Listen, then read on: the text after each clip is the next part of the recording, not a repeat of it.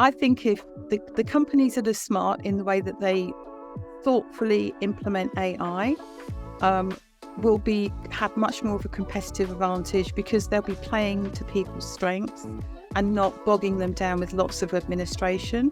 I think you can do a lot more effective work in a shorter space of time and free that other time up to do other things.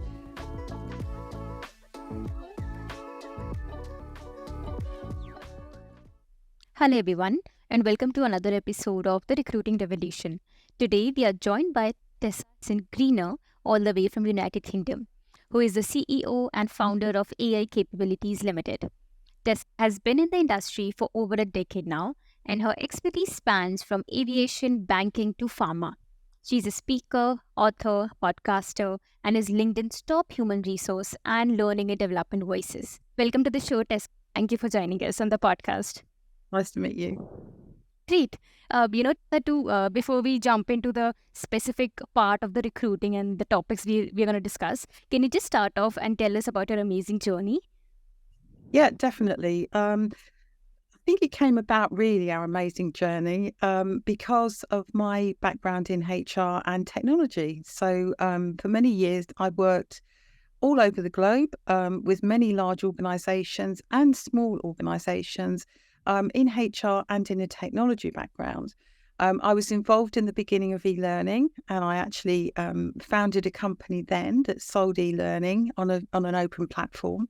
And from there on, I've done a balance of both, really. So I've worked in HR, all the areas in HR, and been lucky enough to be spent quite a lot of time in learning and development. I've delivered, designed, and put training together all over the world for leaders, for executives, at all levels in organisations. And really, my career in HR has sort of brought me forward to AI, really.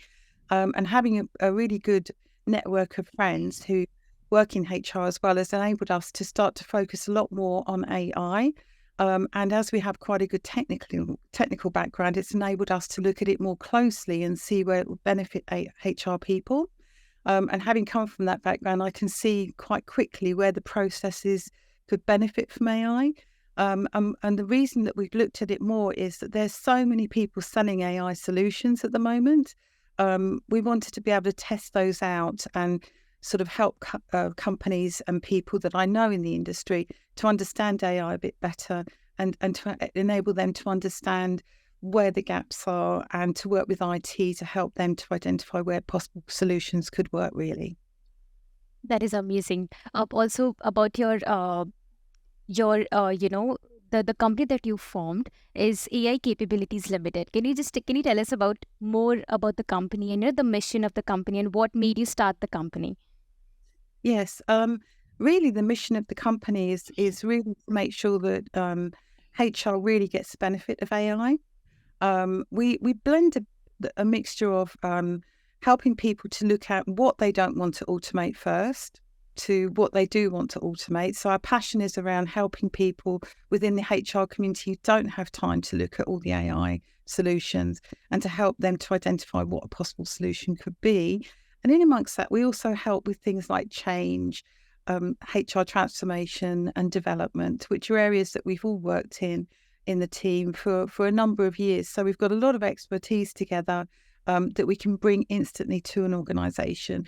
And as we have actually worked in these roles, we're able to hit the ground running quite quickly and kind of take up the role of the AI HR person in the organisation. So that takes a lot of weight off people. And HR people are so busy. They've got so much to do in a day. The last thing they want to do is try and research what AI can do and what benefits it can bring to the organisation. So that's our passion, really. We love seeing new applications, how they can benefit people, and writing education around that so people really understand what does AI mean, what does it mean to an organisation. And really, it's not as simple as you think. It's not something you just plug in.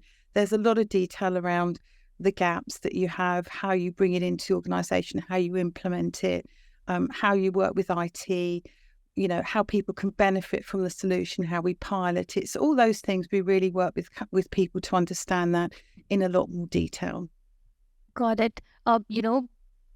like when we talk about AI, so a year ago, if we talk about AI, many of us didn't even know, how much, much about generative AI. But now it's like a big topic in our industry. Like the sudden, emergence on rise of generative AI shows how quickly these things are changing, like making us really think about what the future hold for human resource. So, what are your thoughts on, the trends that you've observed that HR industry has in terms of AI? Like back then it was like we were doing everything manually and then in the traditional way. So what are the trends that you are seeing around HR? It's a good question. I think mainly it's around keeping human in AI. I've worked a lot with the British government on the census and on the Diversity and Equality Act. And so working on the DEI area, we've been working a lot on the ethics in AI, helping companies to make sure they're fully compliant, and that AI still has that human aspect to it. So the thing with AI that I know, that I think the best lesson for anyone in HR is you need to be a lot more of an editor, and you need to look a lot more at what people are printing or preparing or putting together. Because AI is good, and you can use it for a lot of different applications, but you still need that human touch to start to double check everything and make sure that if you're putting policies together using AI, you double check everything. So really, you do need that human element in there. And what we do is we help people to set up AI committees, which looks at the ethics, looks at the compliance, looks at GDPR, works with IT, and make sure as AI evolves, which it is very quickly, that you're keeping pace with that and you're keeping best practices in place and you're keeping people on the journey with you in the organisation. Because it's not complicated, but it's evolving very fast. Yeah, got it. Also, what are your thoughts on AI prospects for 2024? Like how does 2024 looks in terms of AI and HR? I think we're going to see, I think some of the top trends are going to be in recruitment. I think the problem is at the moment that we have a lot of recruiters that are very nervous about recruiting an AI. I speak to a lot of recruiters and they say to me, we're really excited about this because we can see the applications, and some that just feel it's going to take their job. I personally think, what we do is we work with people and say, what do you not want to automate first? So we take a very sensitive approach. And I think the way to look at this is it's going to help you in some of those admin tasks that are so repetitive, that take up so much of your time, that you start to work completely differently. We use a lot of AI tools that manage our time at the moment that we find really effective. And that's where we can start to help people to see you can use this to help you and gives you more headspace to do other things. You can start to spend more time, invest more time with your clients. You can give them better feedback from the candidates. You can spend more time making sure the job adverts completely line up with what people will really be doing. Yeah. So start to bring some quality into the whole process. And the ghosting that we see at the moment in recruitment, everybody's talking about, because people, I think a lot of the feedback we get is people feel that the job's not what they thought it was going to be. So, they think I'm just not going any further. So I think that's another area where we can start to make a really good impact on the quality and the standards.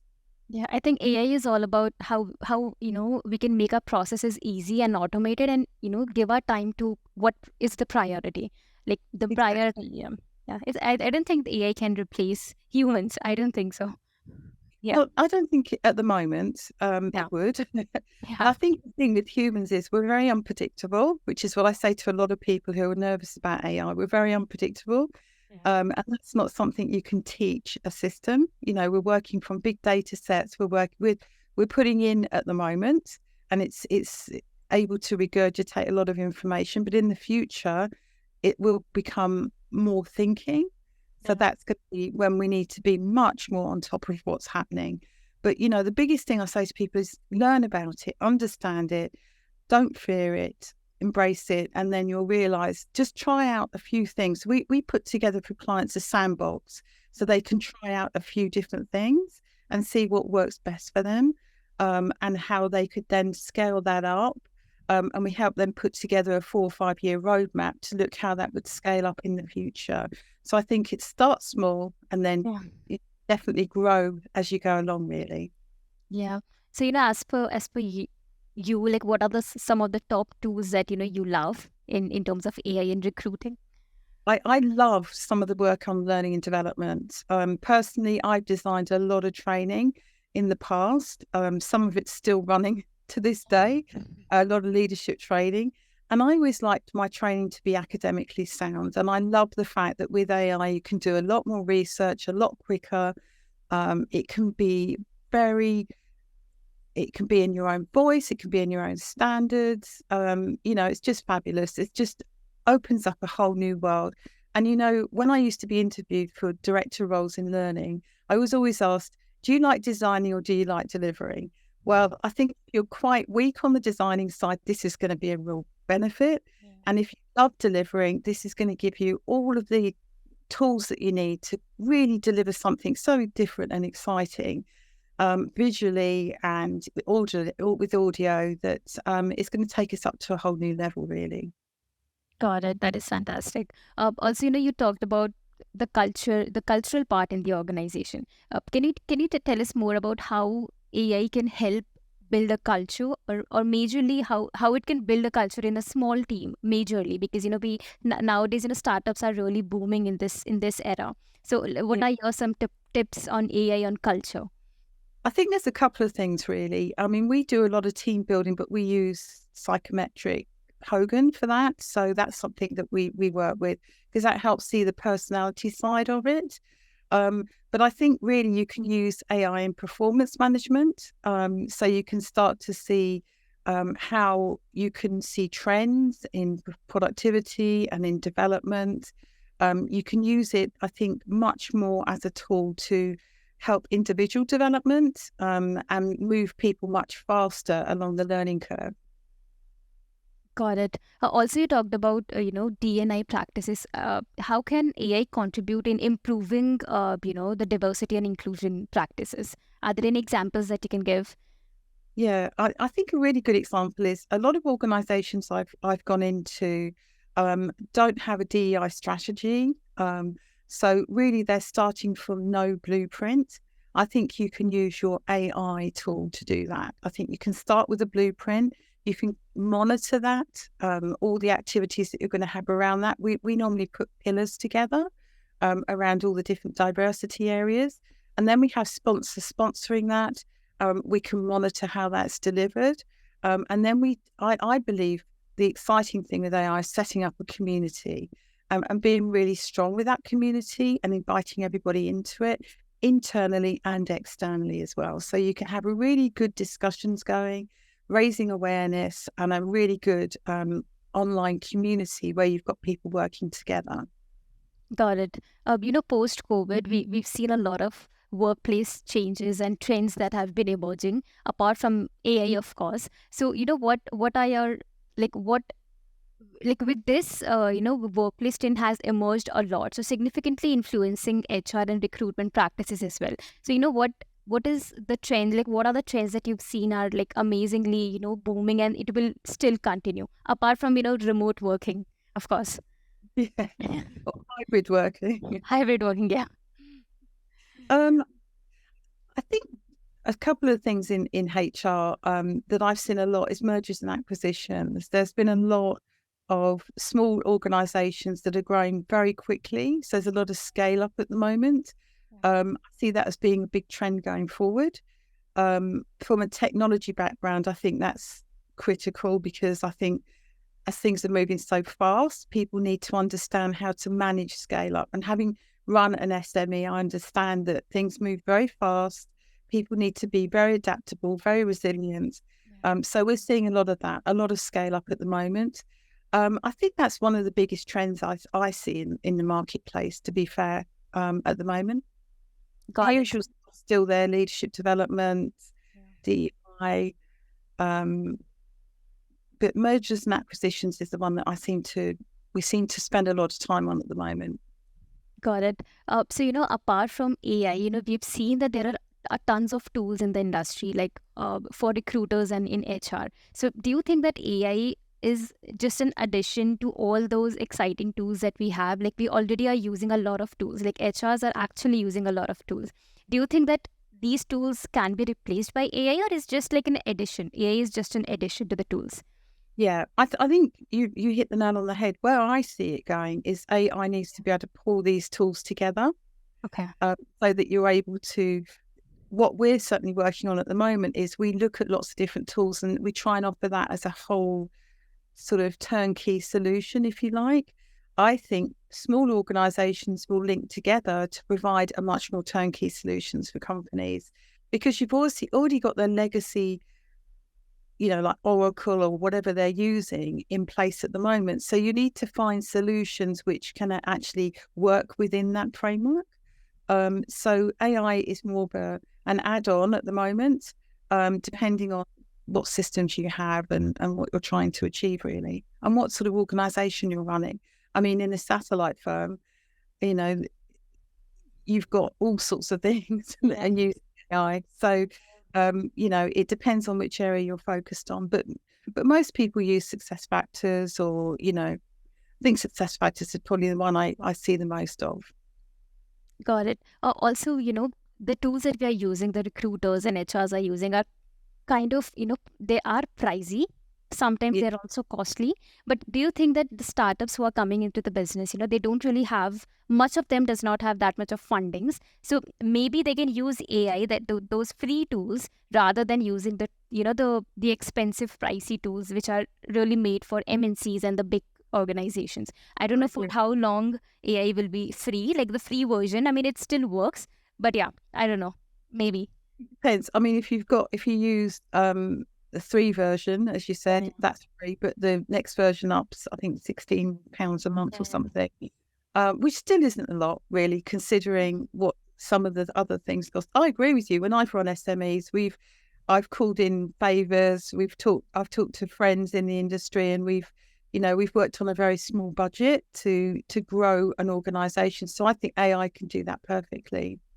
But I think, it's about looking at all of the things that people post. I put a lot of newsletter items and repost a lot of prompts that you have that are shortcuts. A lot of people are sharing a lot of really helpful information at the moment that's free.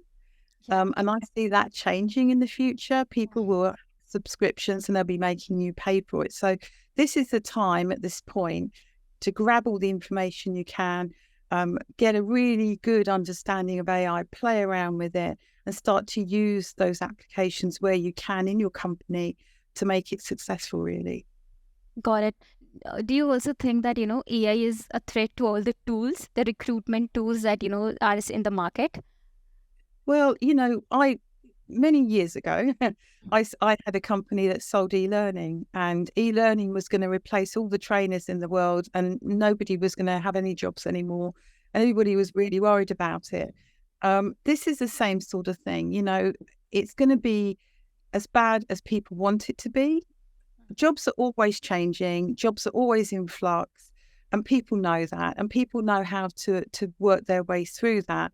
And I think the ones that are embracing change at the moment and adapting within HR, I would just recommend get AI under your belt, at least understand what it can do for your organisation, and then have those conversations with people early. But I don't think it will replace some functions, but things like that always have a time frame anyway. Doing lots of admin's always been redundant. I mean, if you think about in the airlines, when I worked at British Airways, we used to check people in manually. And, we used to physically have a sticky chart that we put the seats on a boarding card and handed it to people. Now, you would have said, oh, maybe that job would be replaced. Well, it is. So things alternate all the time, for the good. Yeah, good.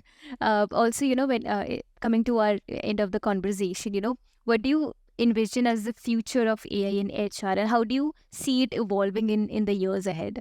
I think AI is here to stay, of course, but yeah, what are your envision? I think if the companies that are smart in the way that they thoughtfully implement AI, will have much more of a competitive advantage because they'll be playing to people's strengths and not bogging them down with lots of administration.